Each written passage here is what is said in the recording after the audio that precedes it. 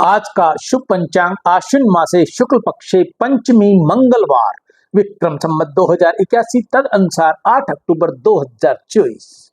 आज पंचमी प्रातः लगभग 11:15 तक की है। तत्पश्चात षष्ठी। आज का विशेष दिन पांचवा नवरात्रा विंचुड़ो रवि योग गंडमूल स्कंद षष्ठी विलंब निमंत्रण भारतीय वायुसेना दिवस। सूर्य राशि कन्या, चंद्र राशि वृश्चिक, दिशा अशूल उत्तर, अग्निवास आकाश, नक्षत्र ज्येष्ठा, ब्रह्म मुहूर्त 4:51 से 5:41, राहु काल का समय दोपहर को 3 बजे से लेके 4:30 तक रहेगा। अभिजीत मुहूर्त लगभग 12 बजे से लेके 12:50।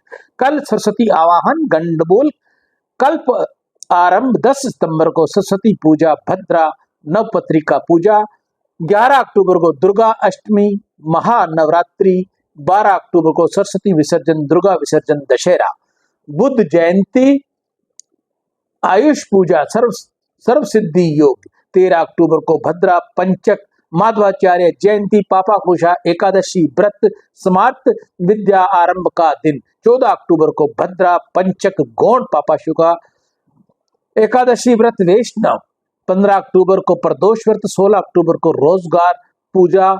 रोजगर पूजा, शरद पूर्णिमा, रोजगर पूजा माँ लक्ष्मी की पूजा के लिए मनाया जाता है। यह त्योहार आश्विन महीने की पूर्णिमा को मनाया जाता है। इस कोजागिरी पूर्णिमा या शरद पूर्णिमा कहा जाता है। बोलिए गंगा मैया की जय। नमामि गंगे हर हर गंगे। हे मेरे नाथ, मैं आपको भूलूं नहीं, ऐसा बार बार पुकारते रहिए, बार बार पुकारते रहिए, सच्चे हृदय से पुकारिए। हे मेरे नाथ, हे मेरे नाथ, मैं आपको भूलूं नहीं। राम जय श्री राम। मैं ईशु हरवानी हनुमानगढ़ टाउन राजस्थान से रोज आपको गंगा दर्शन लाइव दिखाता हूँ, वह पंचांग सुनाता हूँ। तत्पश्चात आपको तत्वार्थ रामायण की कुछ कथा का अंश सुनाता हूँ। आज की कथा भक्ति के 9 साधन में कल हमने विश्राम लिया था। 2 भक्ति के साधन आपको बता के विश्राम लिया था। आज हम आपको तीसरा साधन बताने जा रहे हैं। भक्ति का तीसरा साधन है परमात्मा की स्तुति।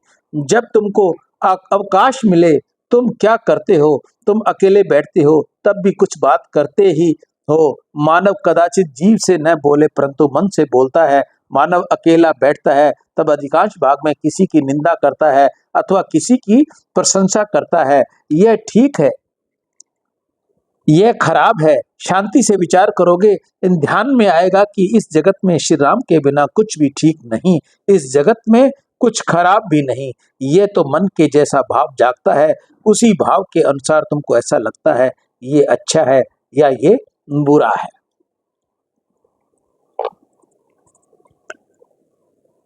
आज तुमको जो अच्छा लगता है वह संभव है थोड़े दिन के पीछे खराब लगने लगेगा। तुम छोटे थे तब तुमको खिलौने बहुत अच्छे लगते थे।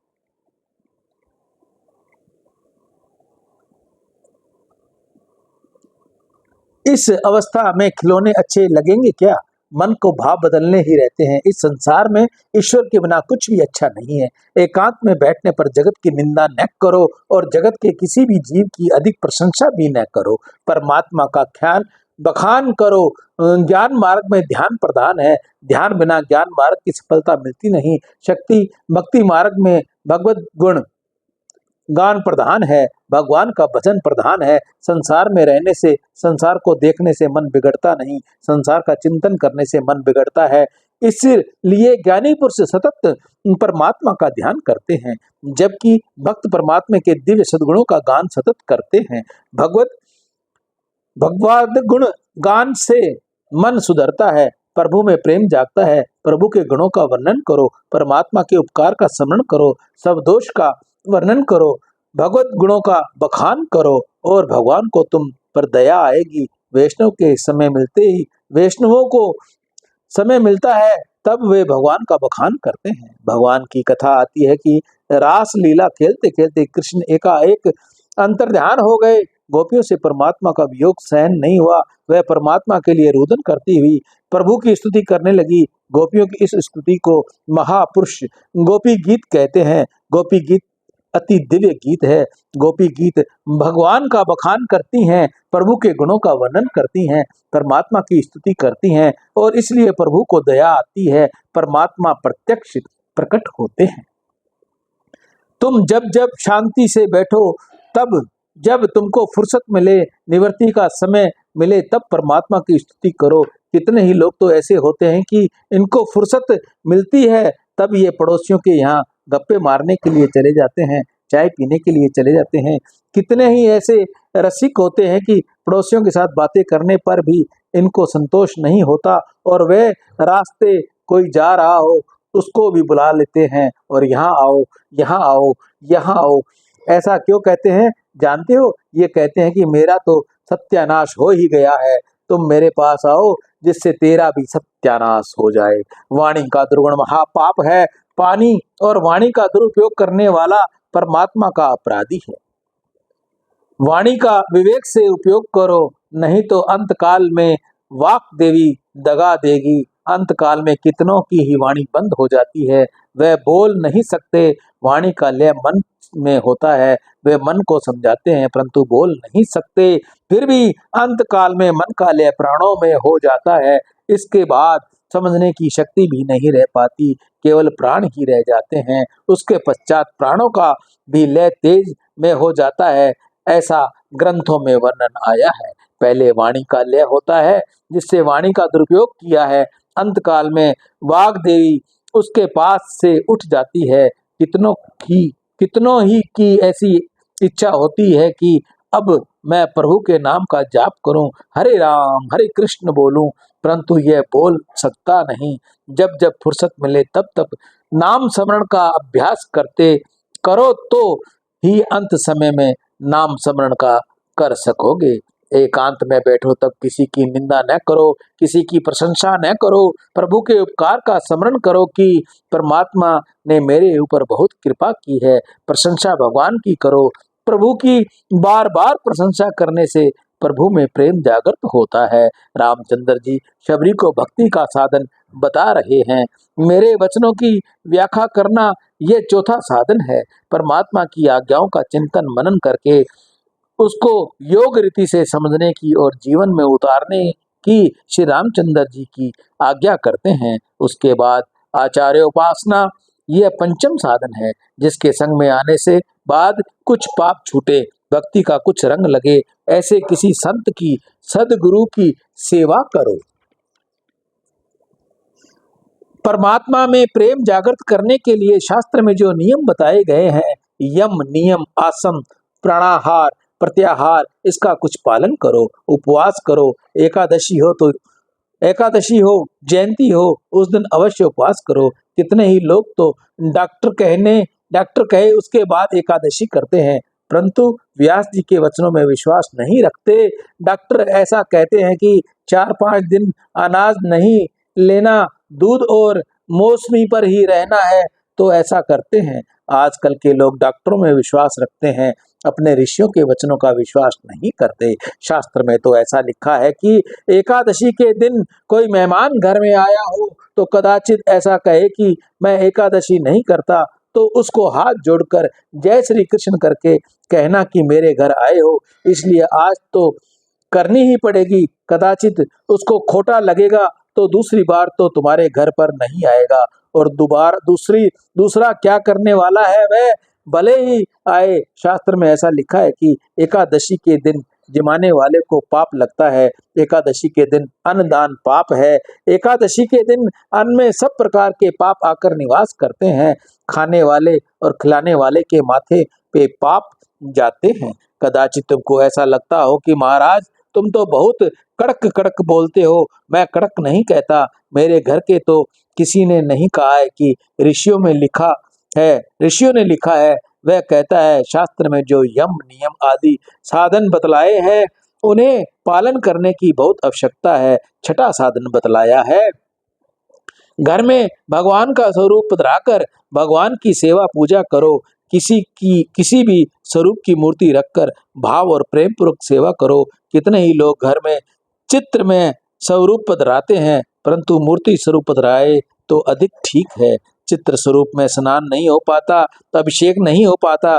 जहाँ कम श्रृंगार किया है सेवा पूजा जल्दी पूर्ण हो जाती है। मूर्ति स्वरूप हो तो तुम दूध से स्नान कराओगे, गर्म जल से स्नान कराओगे, श्री अंग को पूछोगे, फिर वस्त्र अर्पण करोगे। इस प्रकार सेवा पूजा में अधिक समय लग सकेगा। श्रृंगार हो उतने समय तक आंखें और मन भगवान में लगाए रहे। श्रृंगार करने वाला भगवान स्वरूप के साथ हो।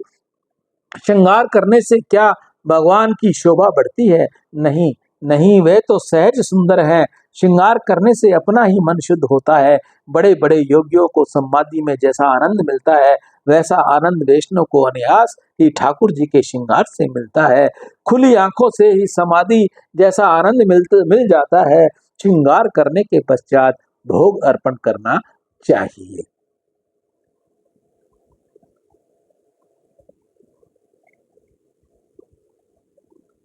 ठाकुर जी की सेवा करने की बहुत आवश्यकता है। शास्त्र में तो ऐसा लिखा है कि जिस घर में ठाकुर जी की सेवा न हो, उस घर का जल भी न पीना चाहिए।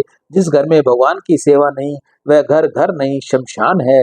तुम घर में ठाकुर जी की सेवा रखो, संपत्ति के प्रमाण से खर्च करो। अपने ठाकुर जी के लिए सुंदर सिंहासन बनाओ, नए नए वस्त्र बनाओ। ठाकुर जी के ने बहुत दिया हो तो खर्च करने में तनिक भी संकोच मत रखो। सेवा के आरंभ में ध्यान करो। मनुष्य ध्यान करने में जब तक मन से संसार का संबंध नहीं छोड़ता, तब तक उसे सेवा में आनंद नहीं आता। ध्यान के साथ भगवान भावना ध्यान के साथ भावना करो कि भावना भावना करो कि मेरे घर में जो सेव्य स्वरूप है, उनमें भगवान प्रवेश किए हुए हैं। मूर्ति में प्रभु आकर विराजे हैं। ऐसी भावना रखने से मूर्ति भगवत स्वरूप बन जाती है। सेवे में मन को पिरो कर रखना चाहिए, यही सेवा है। तुम शरीर में जैसा प्रेम रखते हो, ऐसा प्रेम ठाकुर जी के स्वरूप में रखो।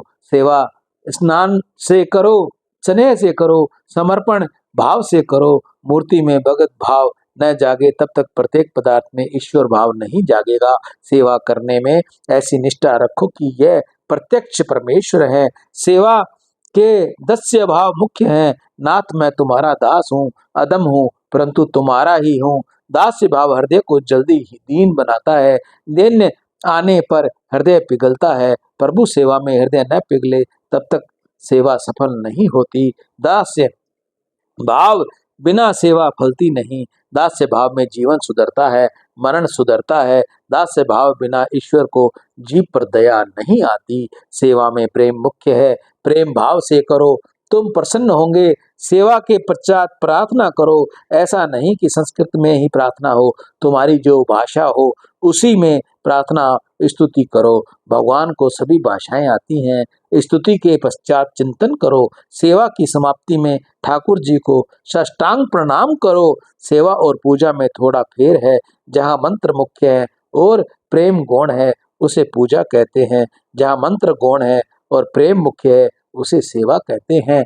ब्राह्मण ठाकुर जी की पूजा करते हैं। ब्राह्मण जो मंत्र बोलते हैं, उन मंत्रों के अधिष्ठा देव उन मंत्रों के अधीन हो जाते हैं। पूजा में ब्राह्मण प्रभु को जिमाते हैं। सियावर राम जय जय राम, मेरे प्रभु राम जय जय राम। जय मंगल भवन मंगल हारी, इंद्रभव सुदशरथ अधर बिहारी। दीन दयाल बिरुद संहारी, हरहु नाथ मन संकट भारी। भक्ति के 9 साधन का आज फिर हम यही विश्राम लेंगे। कल हम आपको इसके आगे की कथा सुनाएंगे। मैं ईशु हरवानी, हनुमानगढ़ टाउन, राजस्थान। राम।